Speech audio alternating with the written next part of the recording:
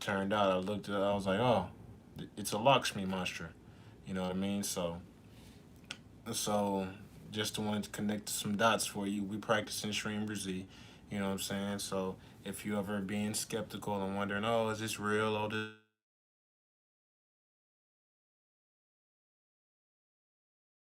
in there. He's got all the credibility you would need, and he chronic healer. You know, so that shows you that maybe Lakshmi knows what she's doing. So if you need some financial help, prosperity help, wealth, she might be the one to go to. So just some more confirmation for you guys. So yeah. So like I said, everybody, we chanted six sets. So that's what's uh 648 reps, and like I said, everybody that's chanting, so 648 reps, that's per person, so everybody that chanted, we all benefit from all the reps, what I'm saying, that everybody collectively chanted. So like I said, we went no lower than 4 people, so just a rough estimate to see how many Shreem Brzee's lowball amount that everybody benefited from. I'm gonna give y'all a lowball estimate going off of just 4 people. The max we had was like 13 at a time, so the average is around like 7, 8 people. So, but just going to lowball. So let's say 4 people from the live, that joined in, plus myself and Dr. Pillai. So 6 people chanting 648 times. How many reps is that we benefit from? Let's see. So 6 people times 648. So all of y'all benefited from at the very least, 3,888 reps. So if you was tuned in, focused in, locked in on this whole little session, 3,888 reps. Now, like I said, that's just the low end. And Dr. Pillai says that once you get to around at least a couple thousand is when you start to see something. When you start to hit a dent in Shreem Brzee, and you'll start to see things happening. Well, we just did a couple thousand. You know what I'm saying? We just did about 4,000, at least. You know what I'm saying? I know there was some more than 4. We'll say about at least 7 people. At least 3 more people than the 4. Joined in and did a couple sets. So it's probably around like 5,000-6,000 that we got in, realistically. So we doing numbers. Join me next time again. I'll probably go live tomorrow, and yeah, Friday for sure. So Friday, Lakshmi Day, when we can get even more benefit from Shreem Brzee. So thank y'all for joining in and chanting with me. Love y'all. Peace.